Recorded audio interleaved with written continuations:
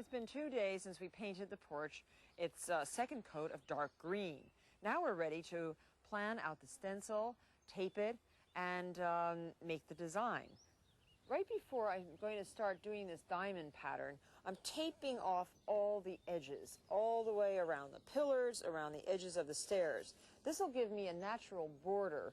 And I'm using a very good no-stick, it's called long masking tape. It's a kind of tape that does not leave any residue when you pull it off. Regular masking tape doesn't work. This is painter's masking tape. So tape very smoothly.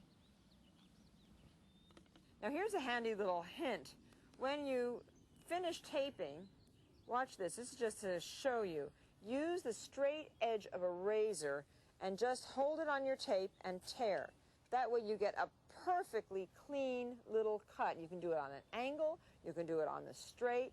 Now you measure from your border tapes and try to always set your tape so that it's easily divisible. From the top tape here to here is 42 inches. And I think it would look nice with probably, let's see, 1, 2, 4 diamonds up from the bottom to the top. So something has to go. 4 into 42 is 10.5 inches. So make a diamond that measures 10.5 inches from point to point. This is really a square this way, but when you put it this way, it's 10.5 inches. I'll show you right here. 10.5 inches point to point. This way, it is 7 3/8 inches. So if you were doing a square design, this would fit very nicely, but point to point, it's 10.5 inches. So you have to mark along your border 10.5 inches. And this is how I'm going to snap my chalk lines every 10.5 inches to make the diamond pattern, which I'm then going to tape off. Now we're ready to snap our chalk line. Chalk lines make a really, really good straight edge. And it's the fastest way that I know to measure long lines in a straight fashion. This is what a chalk line looks like. This is the newfangled carpenter's chalk line. And it says straight line, chalk line, reel. And you open this little handle up. This is what turns the string. And here's the chalk string itself, and it's bright blue. Sometimes it turns out to be, you can get a pink one or a red one or a white one, depending on the colored chalk you put in. But chalk comes like this. It's called straight line marking chalk. And this little cavity here that's covered with this slide, open that up and put your chalk right inside. You can see that powdered chalk. On this surface, we need a lot of chalk because it's really hard to see on the dark, dark green.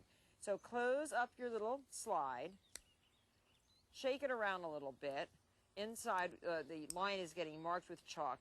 Now you're ready to pull the chalk line.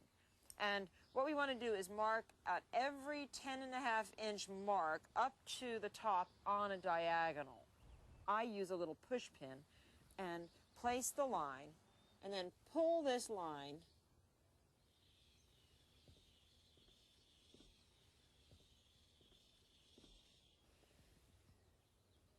then hold it very, very tightly on your mark here and snap it. There, you can see what a good line that is. And for the sake of demonstration, I have too much chalk on the line. It's really too heavy, but I just wanted you to see how it works. But here's the next one, won't be quite as intense. Then draw this to this next line and snap it. There's a perfect chalk line. Now we're drawing the diamonds in the opposite direction. So put your push pin in here up at the mark, draw it all the way down to the border, and snap. Now we want to tape in our positive and negative squares. What am I talking about? You'll say, well, the positive square is the one that you're going to paint. So you want to leave that exactly the diamond shape size that you wish. These are the positive squares. You can see that that's the 10.5 inches by 10.5 inches on the diagonal. The other squares are the negative squares, and that's where you can tape so that you get your nice square edge. So you take your nice non-stick, they call it non-stick, this is the painter's masking tape. Take it to the line using your straight edge razor, that technique again that I just showed you. Hold that on your line and tear the tape. And just do this, once you get going, you can do this whole taping job really quite quickly. And it's fun to do because you can see your progress so well.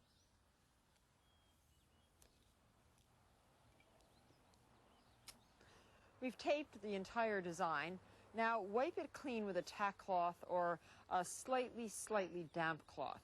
I'm going to use a tack cloth, and always start painting from the back forward. So you paint your way out of a room, off a stair, not up into it. You don't want to get yourself caught. So dust very well those positive squares, being very careful to check that all the tape is down, the points meet, and it's ready to paint. I'm using a bristle brush for this job.